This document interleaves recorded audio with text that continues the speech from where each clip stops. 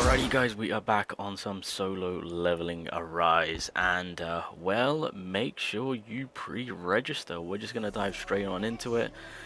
Pre-registration rewards has been updated. I'll leave the link down below, but as you guys can see, there are some anniversary goodies to be gained through pre-registering, not only just with custom draw tickets, but it seems that we're going to be getting I assume a free hunter's weapon, a free Sanjinwoo weapon. I'm hoping we get some characters for free, more importantly. So yeah, we've got some free goodies to be gained, so make sure to pre-register. Once we achieve 500,000 a hitting reward is guaranteed, so watch out for the new dungeon break in the story and pure sword Princess Cheyenne, and tons of other rewards. So pre-registration rewards are in, they are looking good. So if you haven't already, now's the time. Even if you are brand new and you want to know what's going on, we're on our way to the anniversary. So if you want to hop on onto some SLA, make sure to pre-register to get yourself some more freebies. That being said, if you guys do want to support your boy, again, greatly appreciated. I do have access to every single one of these codes, including the 2,000 essence I can give you guys. And once again, if you are a supporter of mine, please do feel free to enter into the giveaways. What I always do is just before the next update goes live, we always pick the giveaways out. So handing out deluxe passes, handing out monthly essence packs, and this time around we're going to be doing some anniversary pack giveaways to help out with your pulls and summons. So I do appreciate the love, and once again, for the supporters, I do try my best to pick a lot of you guys to win rather than just one or two of you. To be fair, I've got an idea what it is, what it's going to be. Let's be real, it's going to be the Alicia skin, right? Surely, I mean, what more? But I'm curious to see on what the 1 million hidden pre-registration reward would be. Imagine if it's like them giving away a free copy of the anniversary character. I mean, they've done it with like Gogan He, so I'm just like, what if they do it here? That'd be pretty insane if they do that. So yeah, you never know, you never know. Now, while we're here, I decided to do a gate run using specific core sets. Ones that I don't think many people might pick up on, or ones that I have never actually utilized up until now. Now, the plan of action for me hitting this tier 50 simulation gate, this wasn't my desired core run. I saw someone doing a core run, and to me it was ridiculously insane, and it required all the cores. What? I mean, you guys will see in just a second, but I just kind of want to show you guys the run that I did, which kind of unexpectedly turned out to be a run that got me success. And I mean, you guys can see it right now, right? The play that I decided to go with unexpectedly is a QTE play, not a basic skill, not a core, not an ultimate play, not a shield play, a QTE play. So with me applying the QTE, as you guys can see, I'm doing those additional hits. I'm giving my whole squad 30%, I think, was it 50% critical hit damage. I can stack it up to 30 times. I'm giving them their basic attack stat increase of HP, attack, and defense. Was it the 30%? Stack that up to 30 times. Yeah, because I mean, at the end of the day, with the water element, it's all about QTE, right? Because Alicia, she's a burst type character, so I was like, because I know obviously right now with Simulation Gate it's fire and water element, and I feel like majority are making good use of their fire element, which is fair enough. Make it easy for yourself. God, for a second there I thought I didn't show the cores. So these are the codes. My bad. Not, what do I keep saying cores? They're codes. So my original plan was to go for a full set of core codes, and you guys will see in just a second why. I'll show you guys a video of someone did. It's ridiculously insane. But this is kind of what I decided to do, right? We've got the core set for Alicia, because again, that's the biggest hitter for our water element. This is the QTE set that I decided to go with. So when the user uses a QTE skill, it increases their critical hit damage by 50% for 30 seconds, stacking up to 3 times. So that's an extra 150. When the user uses a QTE skill, it increases their attack, defense, and HP by 30% for 30 seconds, stacking up 3 times. So that's 90%. I decided, because at the end of the day, with the water element, you're consistently just popping in and out with characters. You're not staying in there for a longer period to every other element.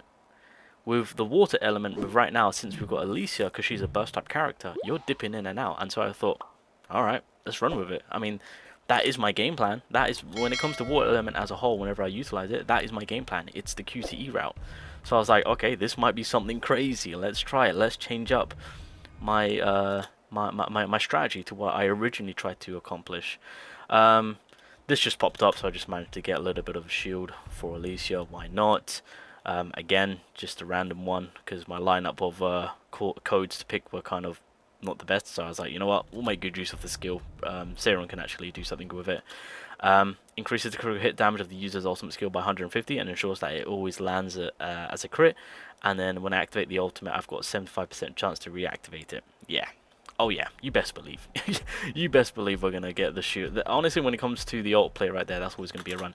Also, that final card right there, so per water element character that I have, that's a 45% increase. Beautiful. Had to make good use of that. So that's kind of what I got going on. So let's dive on in. Okay, so here we go. This is the fight. So pretty much it is just going to be a quick rotation. So at this current moment in time, I'm literally just trying to use everything that I can. I mean, yeah, Seron. By the way, I will say I do have the 2 new set on for Seron, of course. In terms of the 4-piece set, that is an 8-piece set. I forgot what the name of it is, but and then I've got the 60% increase in her skills because they're breaks. Or any skill of hers that has the break effect gets a 60% increase. So I'm basically running a DPS set for her rather than running an 8-piece set of the new what you call it, new breaker set. But there we go. Every time I QTE out and you've got the previous character in an animation, those blades just stay there. This is insane. This is, I mean, look, if you're lucky enough to get the QTE multi-cores, consider running it. And again, this is tier 30. This is the highest tier that Simulation Gate has to offer, and I am just doing consistent amount of damage. It is just non-stop. Look at that. You're always on the attack. There is no breathing room for the enemy, and obviously you've got to keep in mind the one benefit for the water element that we've got going on is that at least it can freeze. Once the enemy's frozen, that's kind of like our safety barrier to then pile on the damage. We don't have to worry about not being able to flinch Sun Jin Woo and then of course you know, kind of dodge and waste time. We can just consider. I don't even recall ever. I've barely dodged. Like, I'm just staying on the offense. Obviously, when you do QTE with the animation playing out, it does give you that I guess you could say that safety barrier. So as you guys can see, the blades are just consistent. Every time you activate the QTE, those blades will stay out on the field. They're not going anywhere. So yeah, I've barely dodged. I'm just switching in. This is insane. This is ridiculous. But the thing is that what I was trying to also mimic beforehand going into this is also kind of insane and broken. Oh, my game just kind of PC's just like, God, there's so much happening. So yeah, we're just keeping at it, keeping up the buffs. Yep, it is disgusting. It is disgusting. If you guys do wanna, if you guys get lucky enough to get these codes, run it. The QTE codes, man, do not sleep on them. Especially when you got a team that benefits from QTE a lot, such as the water element. But look at his damage. Look, I've barely dodged. I've barely dodged. I haven't dodged since.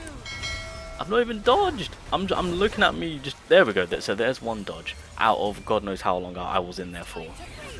Oh my goodness. Yeah, there you go. Who needs to dodge when you can just switch in and out? I mean, well, the only time I did kind of dodge was kind of okay. There's all right. Few dodges here and there, but it's more so to move close to the enemy, not so much of dodging his attack. So more so of keeping on that offensive.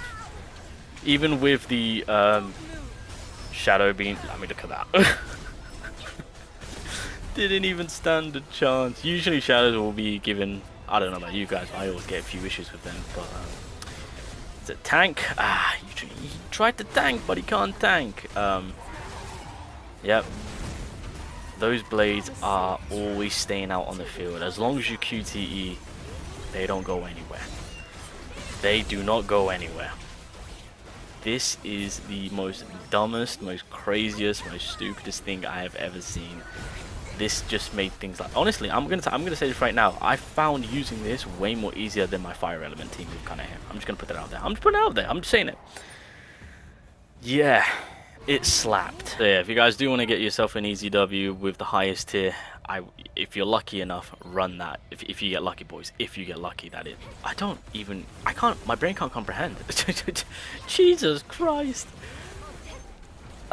Yeah. So upon seeing this, I'm just like, okay, bet I can mimic this. And I think his character's power level was like 240, 250. So it's like it's nothing crazy. And this is what I love about this game mode, man. You can do the most dumbest things ever and achieve just greatness. It is so dope to see. But then again, at the end of the day, there's a little bit of RNG play going on there to get the core codes at a legendary mark to get the best out of it, of course. So there's me with my QTE non-stop attack, barely skipping a beat in terms of dodging, and then homie over here is just like, yeah, I'ma just spam. I'ma just spam. I'm just gonna spam. And just look at his health bar. By the way, the build that he's got going on is also the same build in terms of utilizing Terran as a more of a DPS with I mean, I'll show you guys the set that I've got going on so you guys can see. Also, yeah, look at he's got Gina and then kind of here, of course. So there's no in between. This is so awkward. Yeah. Oh, okay, so oh, I didn't even notice he had those sets on. Interesting. Okay, fair enough. Well, if you guys want to build that DPS, so yeah, that was. He had the full core set. He had the full core set going on there. Jesus Christ. Okay, this makes a lot of sense now. So, because he had the MP accessory set on, that's allowing him to do more damage because he's barely using any of his MP. To then have the solid foundation set on increases the user's core attack damage by 18%, and when an attack hits, it charges the user's core gauge by 60%. Oh my god, a full set of core codes, and then this set? I should add this onto Alicia. Oh my god, wait. Now thinking about it, damn. Hey, just more ways to tackle the high tier difficulty if you guys need some strategic advice. So there you go. You got the QTE route and you got the core route.